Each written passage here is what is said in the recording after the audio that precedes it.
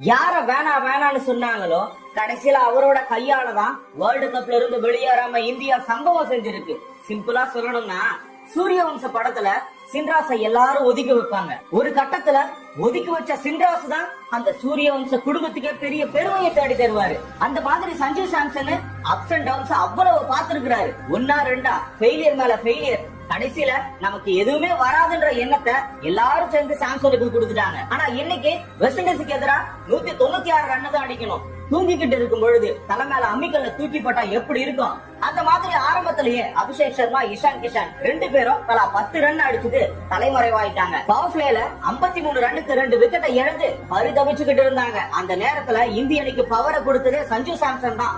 Suryakumar யாதவோட 58 run அடிச்சாரு. Tilak வர்மாவோட 42 run அடிச்சாரு. பாண்டியாவோட 38 run அடிச்சாரு. கடைசியா வந்த சிவம் துபேவோட 20 ரன் அடிச்சாரு. நீ யாருன்னு கேட்ட அத்தனை பேருக்குமே இந்த இடத்துல ஆதார் கார்டை காட்டின மாதிரி 12 4 4 6 50 பாலுக்கு 97 ரன் அடிச்சு 194 ஸ்ட்ரைக் ரேட்ல அடிச்சு காட்டி இருக்கிறாரு. சாம்சனோட வாழ்க்கை நிறைய பேருக்கு பாடம். இந்த உலகம் உன்னை சோதிச்சுக்கிட்டே இருக்கும். ஆனா நீ சோர்ந்து போயிடக்கூடாது. உனக்கு பின்னாடி உனக்கானவங்க ஆறுதலா மட்டுமா இருப்பாங்க. ஆனா உனக்குள்ள இருக்கிற தன்னம்பிக்கை மட்டும்தான் உனக்கு பலம். அந்த பலத்தால உனக்கு வர தடைகள் எல்லாம் உடச்சி எறியணும். உங்களுடைய உழைப்பு மட்டும் நேர்மையா இருந்துச்சுன்னா காலம் சரியா உங்களுக்கு மகுடம் சூட்டும். அந்த மகுடத்தை இன்னைக்கு சஞ்சு சாம்சனுக்கு சூட்டியாச்சு.